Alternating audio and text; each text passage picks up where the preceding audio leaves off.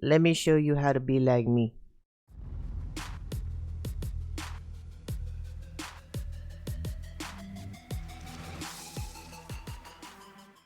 Hey, hello, beloveds. It is Sister here. Hopefully, you're having a great day.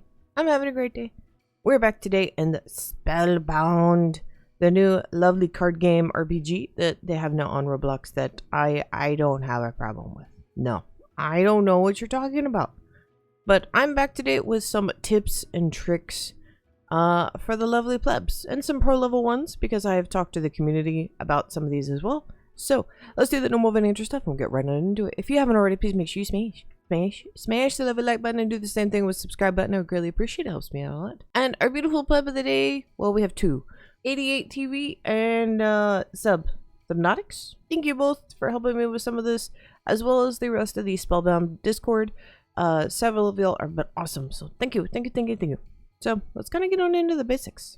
So big tip that I can always recommend for anybody is hopefully you have followed my advice and gotten Curse and Lightning as your starting spells. If you haven't, when you are purchasing new spells, because every 10 levels you get a training point, and I am hearing that they may be adding the ability to buy training points later on. But when you are using them lovely training points, and you're in the spell shop, don't just randomly buy different spells. Use the big brain. So when you're getting different spells in the game, pay attention to things that you have shields for. So normally with fire and electric, I get lightning and cold and fire. So I have pretty good defenses against that. So I had to think critically, and I needed to go and buy some shields for some of the other ones. Example being, there is a lot of curse magic, so unfortunately I don't have good curse resistance, so I had to go and get the legend shield from the lovely Earthline to be able to handle some of the damage that I'm getting hit with, because in this game you actually do need shielding, especially for later parts. You can't just kind of tank on through it and suffer. So I'll kind of give you all an example here in a minute. But the other thing is, with the cards, you do need shielding, so pay attention to what you are getting. So I have a wide variety of things that I use, but now that we're talking about cards, I'm going to give you all my next big tidbit. Do not max out your deck. Don't do this. This is bad, okay?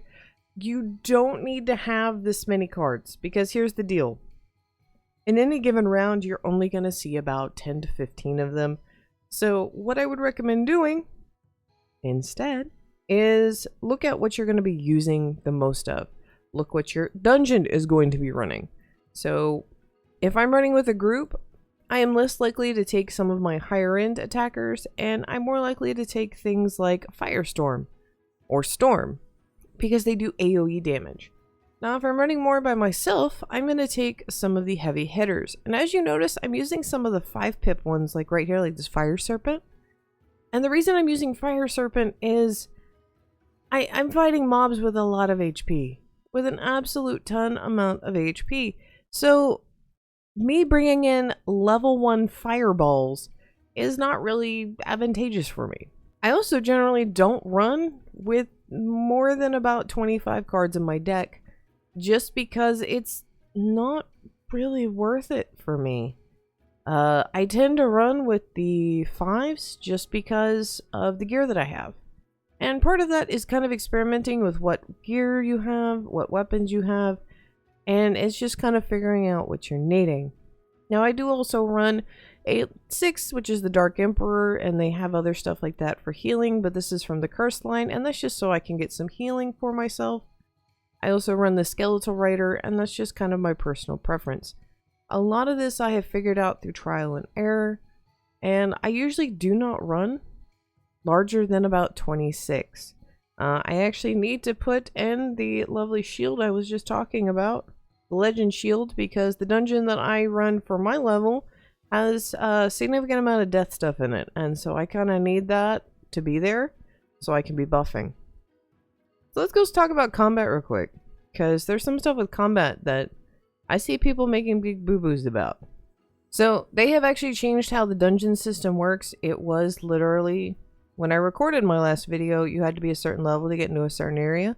Now it has been changed to easy, medium, hard and insane, and that affects the mob's rarity, the amount of HP they give, and the chance to get a legendary, because legendaries be nice in this game. Sister's digging my outfit. I love my fire outfit. It's awesome. This is great. But just keep that in mind. So if you're just needing to complete the dungeon to get the quest done, to get some XP, I would seriously just run easy mode. Unless you are gear farming, there's no reason to try and push to some of the later zones. So just my tidbit right there. So always pay attention to where these health potions are. Don't always drink them right away, especially if you're in a group. Because, yeah, you want to be nice to the other plebs. So when you're in combat in that lovely first round, always make sure to maybe get an attack going. So I'm actually going to do that. The other thing you can do is, because I'm just fighting a minion by myself, I have no reason for that many spell blades and 2 skeletal riders. So I'm actually going to right click and delete them before I pick my card for the turn. Now there is some stuff with working in a group that I do want to show y'all, but unfortunately that mechanic, because it has to deal with, you can actually see what your group is targeting. There's actually a specific spot on the screen that you can actually see what people are targeting. I actually really like that. So you can actually see what other people are doing.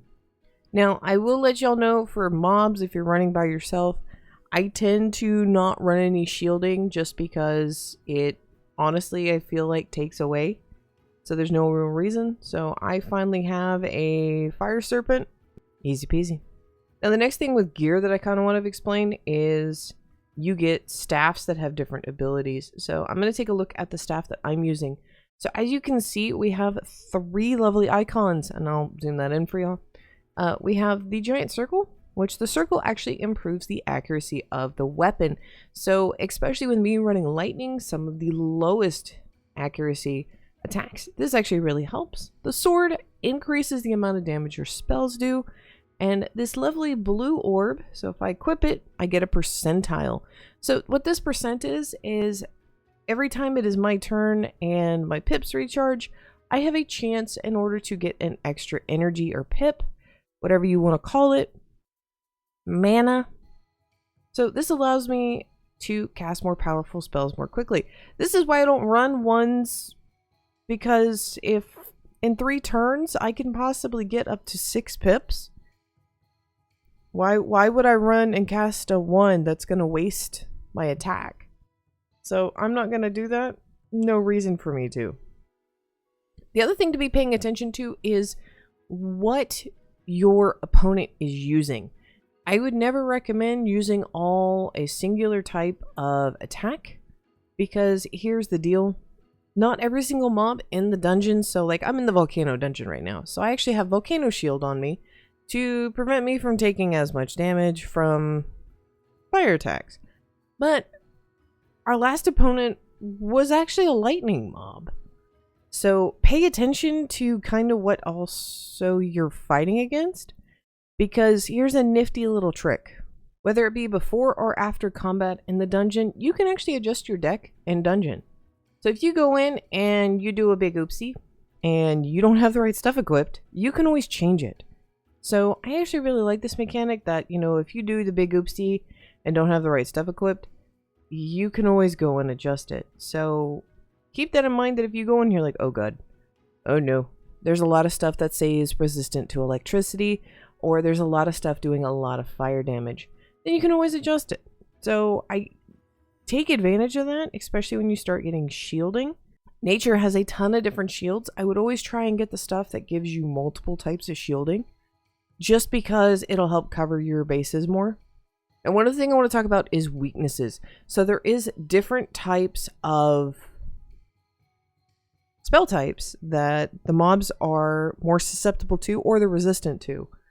And you will get a natural buff doing those attacks against them. So right now, honestly, I am about to charge up for an electric golem, or probably a fire serpent, because this mob right here, this Doombringer, is actually wind. Or sky, whatever you want to call it.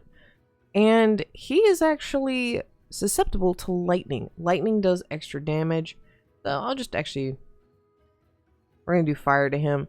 But if I was to use a lightning attack, I would get a boost. I think it's about 10%. I'm not really sure to how much, but yes, there is different stuff that is easier to attack than others. Example being, death does extra damage to lightning, fire does extra damage against grass, lightning does extra damage against wind, which I've already been over. The other thing to keep in mind, guys, is you're going to have different strats for playing by yourself and playing with other people. I personally find it more enjoyable for me to play by myself because I like more one-on-one strategy, because when I'm playing with others, my strategy kind of changes and sometimes I don't like it. You will notice I'm using a fire serpent on that. So if you notice, the boss has shields running around it. One of the shields is actually a 70% increase to his resistance to lightning. So I actually don't want to hit him with a lightning attack right now, even though I have a better spell that is a lightning attack, and he is a fire type. So I'm not going to do as much damage with this, but I have to do it because if I don't, he's going to end up resisting it. So having several different types of attacks is always helpful because you can try and get around the shielding that the mob has. So kind of one of the reasons, even though I didn't know I wasn't supposed to pick Curse and Lightning, I'm actually really glad that I picked Fire and Lightning, because I went ahead and bought a bunch of the Curse stuff, and that actually helps me out a lot because what it does is allows me to have 3 different attack options. So if I start running into a boss with resistance, I can always switch over to another type of attack. I'm going to go get into a dungeon with a bunch of other plebs and kind of show y'all one of the mechanics that is there, but I don't know if a lot of people actually like see and pay attention to. Okay, so I'm actually in a dungeon with some random person. You can actually start battles without other people in the dungeon with you, which is actually kind of nice. But the thing that I wanted to show y'all, and the thing that was kind of important, is you can actually see where your teammates are attacking and be strategic with what you're doing. So I'm going to go ahead and pick Firestorm. And I'm going to go ahead and hit this. And what y'all didn't see on the last screen, and I'll bring it back and freeze frame it, is my opponent actually chose an attack. They chose Nature's Revenge. But that is a single target attack. Mine was an AoE. But you can actually see who they were targeting, which I actually really like because it basically allows for you to strategically plan who and what you're hitting. This becomes important in later dungeons because when you're all trying to take down a single boss or a mob, this can actually be super, super important. Here's the other thing. You can also buff your teammates. My teammate over there is going to use a lightning bolt, so I'm actually going to buff her because I do have the ability to buff for lightning attacks, and I will go before her this turn.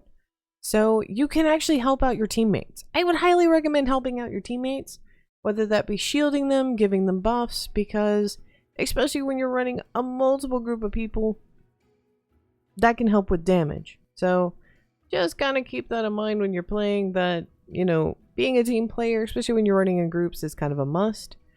So if you're running in a team, make sure you're running like Unicorn, Healing Fairy, if you can't get Unicorn or you don't have it yet. So that would kind of be my recommendation. I may make a video on like support cards if that's something y'all are interested in. Just kind of stuff to get for different groups, what the utility is for them, things like that. So now I am by no means max level.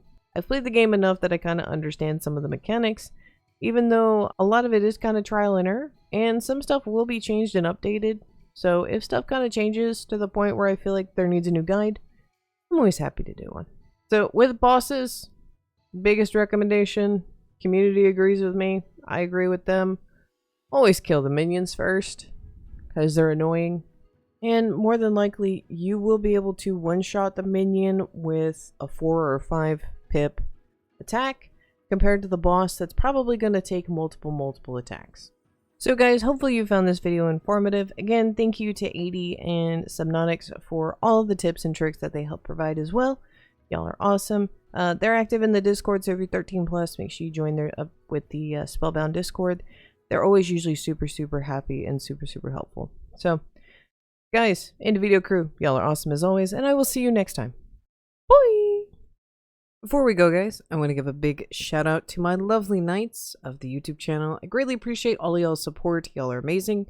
And a big shout out to my Emerald Knights. Thank you so much for the love and support. See y'all next time. If you have made it to this part of the video, I am more than likely going to be streaming this game later tonight and just doing some carries. We will have our normal scheduled Sunday stream, but that'll be pleb picks. So, okay, now I'm leaving. Bye.